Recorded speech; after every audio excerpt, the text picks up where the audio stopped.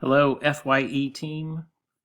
This is installment 3 of 4 on planning your first 2 weeks of the FYE course. So we'll start with a summary to make sure that, again, I would share the summary with students too.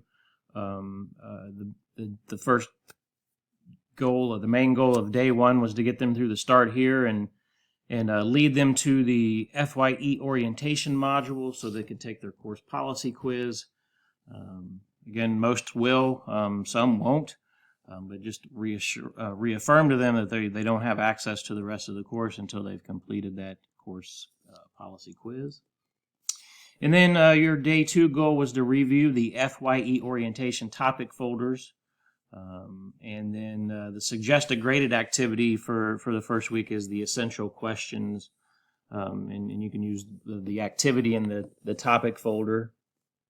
And then a final goal is before they leave class on day 2 is to make sure they know how to do the true talent assessments, because they'll be turning that in on Sunday night on September the 4th.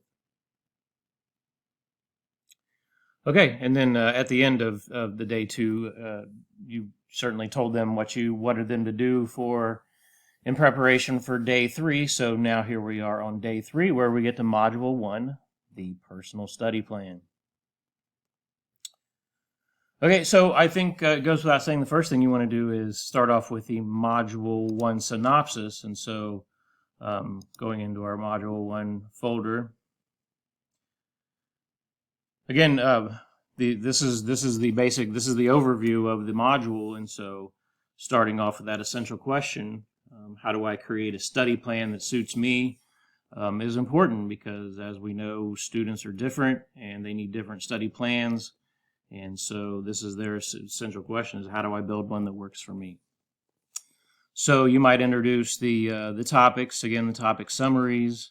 Again, this is just reminding them about how this is an active learning class, that we just don't say we're active learning, that we do this. So there's not much to do here other than just remind them that, hey, this is everything that we do is interactive.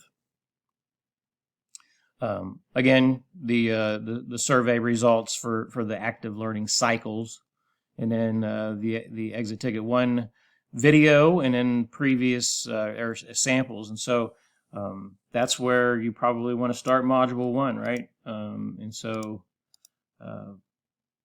in preparation, they've already completed the power of habits and the importance of a study plan, and so you assigned them those topic folders.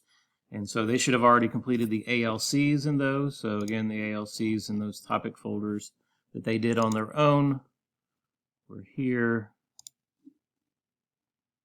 Right, and then they watch the videos, and then this one isn't anything. They don't do anything other than just think about. They don't need to print this off or do anything special. It's just hopefully they're prepared when they come to class for you to dissect a habit. Right, it's not hard once you understand how habits are shaped, how to deconstruct them, if you will. So that's one ALC, and the next one that you had them do before, hopefully had them do before class, was the importance of a study plan. And there's a lot of great, several articles in here. And again, just remind them they don't have to read all of them. Just pick one that works for them. This is really I think the one that works the best, but any of them are fine. They're all good. So have them complete the ALC for this. Again, there's a short lecture for it. And then, this is, helping them move towards thinking about, okay, well, what do I need to start thinking about as I do my own study plan? So, again, before they come to class, they will have completed the ALC in both of these folders. And then in class, I think probably what you'll have time for is to go over the importance of a study plan again, and the time spent on coursework outside of class. And so this is what I would recommend. Again, it's totally up to you, but I would recommend that this be the graded activity, because the time spent outside of class is an actual spreadsheet they can use to plug in their hours that they spend doing various things. And so, they get to pull this up. Now, they won't necessarily pull this up in class, but you can pull this up in class and show them how to use it, right? So I think maybe your hopes are that you introduce this in class, you show them how to do it. Of course, you'll need to do that in order but estimating how much, if we all have 40-hour week jobs, then, that's, definitely want to take this out of read only, sorry. That shouldn't be an issue. But you'll want to enter that and then encourage students to do that on their own. And then the next time you see them, hopefully they will have done that, right? And then you will have a pretty good discussion, I think, on what their schedules might look like. So as far as grading that, I think that I wouldn't have students submit. They're not going to submit that spreadsheet that we just, looked at. I think you just basically the honor system that they went through. You can definitely check in the gradebook to see that they did it, but I'm assuming if they were there for both classes, then they're talking about their schedules and what that looked like, putting it together, then you would probably award them their points. But again, that's up to you. So those are the topics that you're probably going to get through in class number 3, right?